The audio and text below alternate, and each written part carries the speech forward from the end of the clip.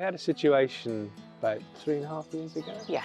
Where one of the cats went missing for an afternoon, and we spent the afternoon knocking on doors, speaking to the neighbours, and eventually she was stuck in a house.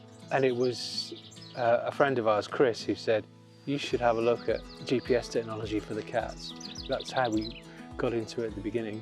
It was really just to provide us with peace of mind and being able to sort of at least see where they've been, to give us an opportunity to continue the search if they didn't come back. I think the main reason that we chose Pettracer initially was because of the size. I'd looked at a number of units, primarily they were for dogs, and they were just too big and heavy.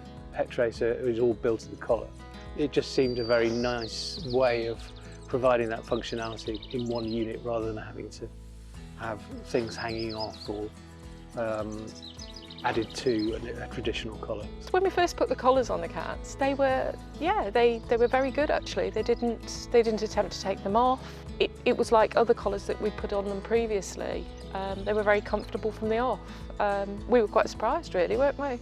We thought that they would attempt to put their paws under it, or because it's got the quick release function, you know, we thought they'd be pulling them off, but nothing at all. They were fine. Yeah. Yeah. Dossie went missing one afternoon.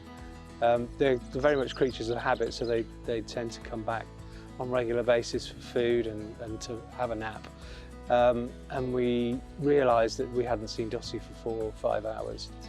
So we checked the tracer, and on the app it said that she'd pinged last pinged a few hours ago in the estate over at the back.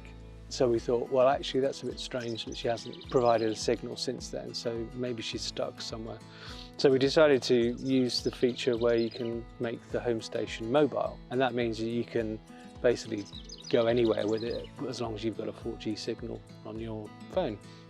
And so we went to the last point where she pinged, and almost immediately we could pick up a radio signal, which meant that she was going to be very, very close. And it was shortly after that I think we started to hear her inside a locked garage. Without the ability to make the home station mobile, I don't think we would have really had a clue. We would have had to have done the usual, which is print out flyers and door knocking and Facebook and the rest of that. But yeah, we were able to get her freed within a couple of hours of deciding to start searching for her. So that was great.